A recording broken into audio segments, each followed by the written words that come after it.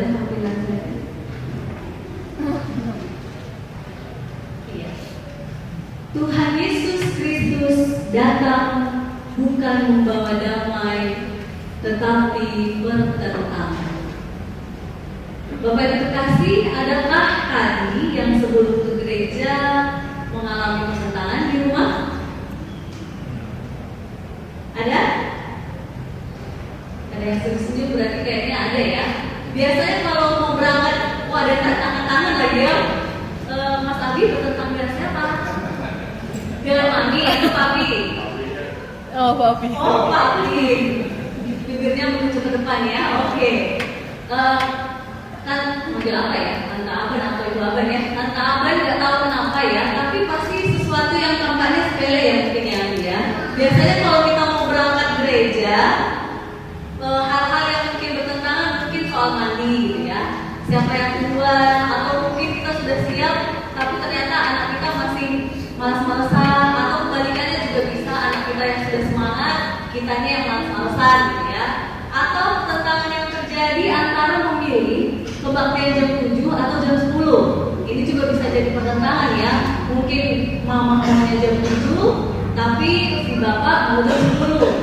Dan masing-masing punya alasannya sendiri gitu ya. Tapi Bapak Ibu terkasih, teman-teman pemuda juga yang ada di sini pemuda, kira-kira ketika Tuhan Yesus bilang dia tidak membawa damai tapi pertentangan, apakah hal sepele seperti ini yang dimaksud?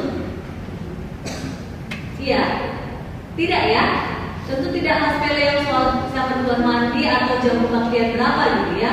Tetapi ketika ini disampaikan, biasanya ini pasti sesuatu yang prinsip. Bapak Ibu terkasih, di keluarga saya dikenal ataupun dilihat oleh kedua orang tua sebagai seorang yang selalu keras, saklek gitu ya. Kalau sudah bukan merasa berpikir bahwa ini yang benar, maka saya akan tidak bisa digoyahkan harus A. Atau kalau saya tahu ada yang tidak benar, maka saya akan berani mengungkapkan itu tidak benar. Sehingga Bapak Ibu terkasih, pertentangan itu terjadi suatu ketika dengan mama. Kami bersatu pagi, kebetulan firman yang dibaca dari bacaan renungan pada pagi hari itu sangat menegur beliau, menyentuh beliau sehingga dia merasa emosi. Dia berpikir bahan ini sengaja memang diajak kami untuk dibaca seolah-olah ingin menyebutkan beliau, padahal bacaan itu tidak saya yang siapkan. Bacaan itu dari buku yang sudah dipersiapkan, yaitu Mana Surgawi pada saat itu. Dan saya habis-habisan dimarahi, dianggap menggurui dan sebagainya, padahal firman itu sama-sama kami baca. Itu suatu yang pada saat itu saya masih anak mahasiswa teologi yang shock, kok mama saya ini begini gitu ya. Yang kedua Bapak Ibu terkasih, saya mengalami pertentangan dengan ayah saya ketika beliau ingin naik jabatan tapi dengan bayar sekian puluh juta. Bapak Ibu terkasih, yang namanya anak-anak ketika tahu orang tuanya ingin melakukan sesuatu yang tidak benar, pasti akan gelisah. Kalau anak itu benar-benar dia selama dari kecil rajin sekolah minggu, rajin mengenal firman Tuhan, pasti dia akan gelisah kalau tahu orang tuanya melakukan sesuatu yang tidak benar. Saya termasuk saat itu Bapak Ibu, saya gelisah, sehingga dengan pola saya mengingatkan ayah saya. Wah, apa yang terjadi Bapak Ibu? Saya dianggap sebagai anak durhaka, anak yang tidak hormat, anak yang tidak menghargai beliau. Padahal saya sebagai anak hanya polos ingin supaya ayah saya tidak ambisi dalam pekerjaannya dan melakukan sesuatu yang tidak benar ataupun dosa. Bapak Ibu terkasih, pertentangan ini terlihat ketika kita ingin melakukan sesuatu yang benar, yang seturut dengan kehendak Tuhan, dan biasanya yang terjadi dengan orang kita. Pada akhirnya Bapak Ibu, ketika di keluarga saya dan saya harus masuk ke keluarga Mas Riz, wah pasti Bapak Ibu berpikir, wah pasti tak akan kalem gitu ya. Ternyata Bapak Ibu masih saja juga terbawa. Dan salah satu peristiwa yang akhirnya terjadi adalah setelah kami menikah, selama ini masih pacaran 7-8 tahun dengan Mas Riz, saya tidak terlalu ibaratnya tahu situasi keluarganya, tapi dia karena siapa gitu ya. Tapi untuk urusan keluarganya pun apapun yang terjadi, saya lebih baik dia Mas Riz yang berbicara gitu ya. Tapi Bapak Ibu, suatu ketika di ada seorang anak yang dia Down syndrome, yang wajahnya sama dari seluruh dunia, wajahnya pasti wajah yang sama ini, identik ini. Anak ini ngobrol dengan saya dengan asik. Tiba-tiba Mbah Mas Kris yang memang terkenal sangat saklek dalam arti kalau harus dia juga mau salah mau benar pokoknya diikuti gitu ya. Dari dalam teriak, Mbak Aban masuk rumah, tidak boleh dengan bahasa Jawa atau dengan bahasa yang saya tidak ingat lagi. Intinya berteriak untuk masuk rumah dan tidak bersama anak itu. Bapak Ibu, banyak orang yang masih di daerah, tidak hanya di daerah kota pun, banyak orang yang masih berpemahaman bahwa anak yang tanda kutip berkebutuhan khusus, Down syndrome, cacat dan sebagainya dianggap sebagai anak sial, anak tidak membawa keberuntungan, anak karena dosa orang tuanya. Jadi Bapak Ibu terkasih, anak ini pun dilarang untuk berbicara dengan saya, takutnya karena saya belum punya anak, mbah ini nanti ketularan dan sebagainya. Nah Bapak Ibu, saya yang saat itu jelas sudah mahasiswa teologi, juga jelas berkecimpung dengan anak-anak, juga jelas paham firman Tuhan bahwa kita harus menyambut anak-anak. Tentunya Tuhan Yesus tidak bilang, Aban yang disambut cuma anak-anak yang normal ya, yang nggak normal nggak usah. Aban yang disambut cuma anak-anak yang kaya ya, yang miskin nggak usah. Nggak ada ya Bapak Ibu. Tuhan Yesus tidak pernah menyebutkan itu di firman-Nya. Tapi Tuhan Yesus menyebut kita harus menyambut anak-anak. Jadi Bapak Ibu, ketika saya mendapat itu, wah saya langsung gelisah. Ditambah Mas Kris ikut-ikutan untuk menuruti apa kata Mbak, itu saya benar-benar rasanya kayak menangis, rasanya ingin gelisah gitu ya, kok begini gitu ya. Nah Bapak Ibu terkasih, ini saya ceritakan 3 gambaran ini menunjukkan bahwa pertentangan yang dimaksudkan Tuhan Yesus ketika kita diperhadapkan dengan orang-orang terdekat kita, memilih tetap memegang kebenaran firman Tuhan atau ikut dengan apa yang dipahami keluarga, sesuatu yang sebenarnya itu adalah tidak benar atau dosa atau yang tidak baik di hadapan Tuhan. Jadi Bapak Ibu terkasih, jelas pertentangan di sini bukan tentang hal sepele, tapi tentang prinsip kebenaran firman Tuhan. Sehingga ketika kita memperjuangkan tentang firman-Nya, apa yang menjadi pertentangan itu ada di dekat orang-orang terdekat kita. Beda kalau pertentangannya dari luar. Tentu kita tahu ya Bapak Ibu terkasih, apa yang terbaru, yang tantangan dari luar yang sebenarnya tampak sepele tapi sudah viral. Ada yang mengikuti tentang salah satu ustadz yang berdakwah? Atau ada yang tidak mengikuti? Ada ya? Kita bagi yang tidak tahu, ada yang viral beberapa, mungkin kemarin tepatnya 2 hari yang lalu. Seorang ustadz viral mendakwahkan bahwa salib kita ini disinggapi atau dikuasai oleh jin kafir. Jadi Bapak Ibu terkasih, ini sebenarnya dari luar gitu ya. Dan reaksi netizen pada umumnya saya lihat dari Instagram atau Facebook atau YouTube gitu ya. Biasanya kita yang orang-orang Nasrani responnya saya lihat ada yang membuat bercandaan, ada yang membuat jadi sesuatu yang aduh ini apa sih, nggak benar banget gitu ya. Atau ada yang langsung mengutip ayat, ampunilah dia karena dia tidak tahu apa yang sedang dilakukannya. Atau ada teman-teman juga yang dia gemas geram karena dulu peristiwa bapak kita Pak Ahok langsung heboh gitu ya. Seharusnya ini juga bagian dari penistaan gitu ya. Tapi kita lihat reaksi sekarang, apakah ada teman-teman Nasrani yang luar biasa marah? Tidak ada ya Bapak Ibu. Artinya dari sini kita melihat kita orang-orang Kristen ketika menghadapi pertentangan iman yang datangnya dari luar, kita akan bisa menghadapinya dengan positif. Tapi lain halnya juga dari dalam. Dan tentunya ketika pertentangan dari luar ini, kita ingat bacaan Yeremia tadi, itu juga salah satu contoh umat sedang diingatkan agar hati-hati dengan nabi-nabi palsu, nabi-nabi yang hanya membawa mimpi mereka tapi tidak menyampaikan kebenaran firman. Justru di bacaan Yeremia tadi dikatakan, bukankah firman-Ku seperti api dan seperti palu yang menghancurkan bukit batu. Jadi Bapak Ibu terkasih, gambaran api dan palu ini sebenarnya menunjukkan betapa firman Tuhan itu sangat-sangat berkuasa, sehingga untuk orang mau memainkannya atau memakainya untuk menipu itu sesuatu sesuatu yang mustahil, karena firman itu sangat berkuasa untuk membuat kita semakin dimurnikan. Api itu memurnikan kita dari dosa-dosa yang mungkin sering kita lakukan. Sedangkan gambaran palu yang memecahkan bukit batu itu gambaran di mana mungkin juga dosa kita yang bertumpuk, atau perasaan dalam diri kesombongan atau rasa dendam, rasa marah yang masih ada di diri kita. Palu itu menghancurkannya, firman Tuhan itu menghancurkannya, sehingga kita bisa menerima kebenaran firman-Nya. Tapi lagi-lagi Bapak Ibu terkasih, seperti yang saya bilang tadi, kalau pertentangannya dari luar, kita mampu untuk bertahan dalam iman. Tapi bagaimana kalau pertentangannya dari keluarga? Apalagi kalau kita keluarganya sedang situasi gelap.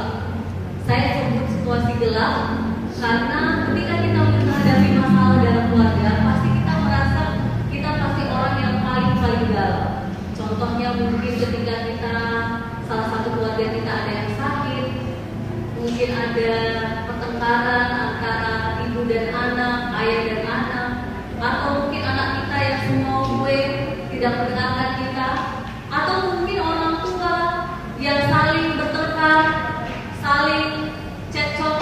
Belum lagi kalau ada keluarga-keluarga yang menemukan pasangannya ternyata selingkuh, atau akhirnya memutuskan cerai. Bapak Ibu terkasih, banyak problem dalam keluarga yang bisa membuat kita justru dalam situasi gelap dan membuat iman kita menjadi goyah, menjadi ragu, menjadi surut, sehingga untuk tetap fight, untuk tetap melihat kenyataan Tuhan itu kita sangat-sangat kesulitan. Dan Bapak Ibu terkasih, ketika dalam situasi ini, apa yang dapat kita lakukan? Ada contoh yang sudah diberikan oleh bacaan Ibrani kepada kita. Betapa banyak kisah-kisah di Alkitab, perjanjian lama, tokoh-tokoh, nabi-nabi yang menunjukkan betapa mereka dalam situasi sulit tetap mempertahankan imannya, tetap menunjukkan iman mereka dengan taat, tetap melakukan apa yang menjadi kehendak Tuhan.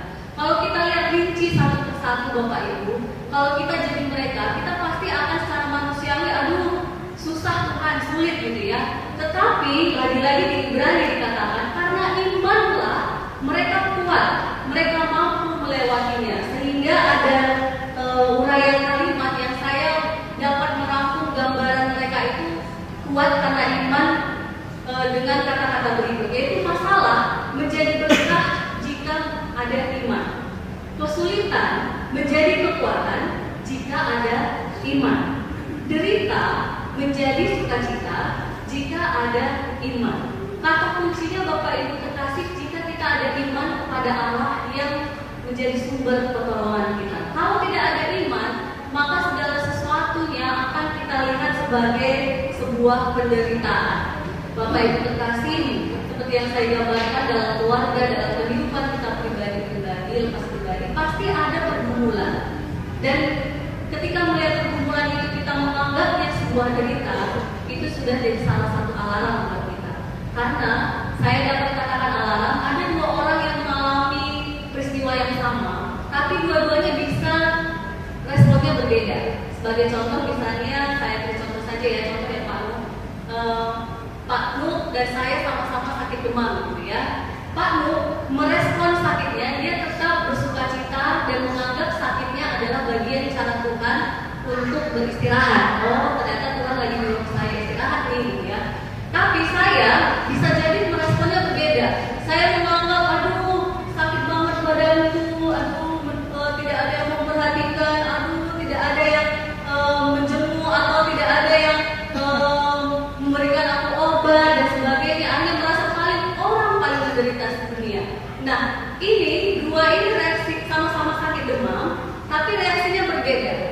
Kenapa bisa berbeda? Kalau Pak Nuk bisa dia bersukacita karena apa tadi Bapak Ibu kasih?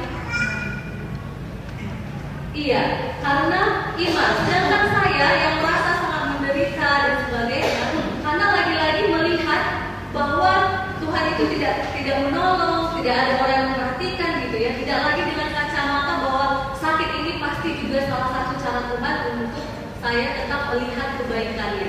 Jadi Bapak Ibu terkasih, ketika kita dalam situasi sulit, pertanyaan ini menjadi salah satu reflektif buat kita agar kita mampu melihat segala sesuatu dengan kacamata ini. Pertanyaannya adalah, sudahkah Tuhan Yesus yang utama, baik dalam kehidupan pribadi kita ataupun keluarga kita?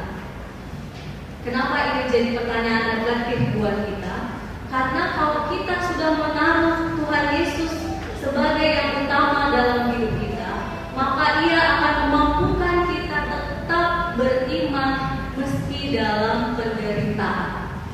Contoh Bapak Ibu terkasih, ketika kita harus di dalam kehidupan kita bekerja, ada teman-teman yang lebih cenderung mengajak kita untuk sesuatu yang tidak benar, kita akan tetap berani memilih tidak ikut. Itu akan tampaknya seperti menderita gitu ya. Atau ketika kita harus memilih keluarga dengan pelayanan, ini kita juga harus hati-hati. Jangan-jangan kita sering tidak mau ikut PA, tidak mau ikut kegiatan-kegiatan gereja, alasannya keluarga. Ini harus jadi alarm. Jangan-jangan kita sedang tidak menomor satukan Tuhan. Tapi juga sebaliknya Bapak Ibu, jangan sampai saking kita luar biasa dalam pelayanan, kita mengabaikan keluarga. Itu juga tidak benar ya.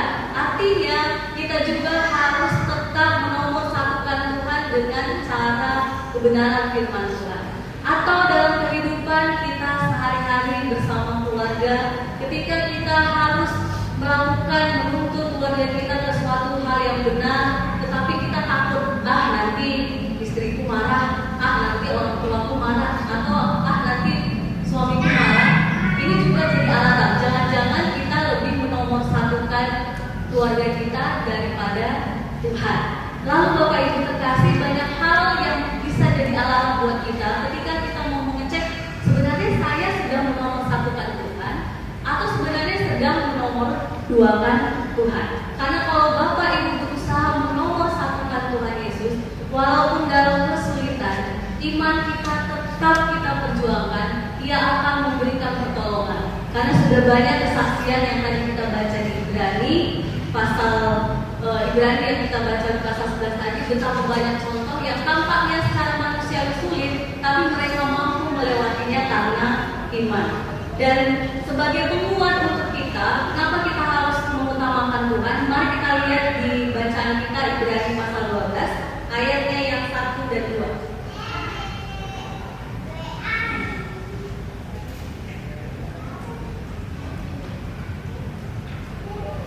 Kita baca kembali sama-sama ya. 1, 2, 3 ya. Karena kita mempunyai banyak saksi, bagaikan awan yang mengelilingi kita, marilah kita menanggalkan semua beban dan dosa yang begitu merintangi kita, dan berlomba dengan tekun dalam perlombaan yang diwajibkan bagi kita. Marilah kita melakukannya dengan mata yang tertuju kepada Yesus, yang memimpin kita dalam iman, dan yang membawa iman kita itu pada kesempurnaan, yang dengan mengabaikan kehinaan dan tekun memikul salib, ganti sukacita yang disediakan bagi Dia, yang sekarang duduk di sebelah kanan tahta. Bapak Ibu terkasih, memperjuangkan iman berarti berjuang agar Tuhan Yesus yang utama dan menguasai hati, jiwa, dan pikiran kita. Kalau kita tidak mengutamakan ini, saya yakin kesulitan apapun akan kita anggap sebagai sebuah penderitaan. Tetapi jika dengan kacamata iman kita melihat semua kesulitan, maka derita itu akan berubah menjadi sukacita dalam kehidupan kita, baik sedang kita menghadapi pergumulan, ada yang sakit atau pergumulan ekonomi, kita mampu melewatinya dengan kacamata iman, maka semua akan menjadi sebuah sukacita. Selamat memperjuangkan iman agar derita yang kita lalui, kesulitan yang kita lalui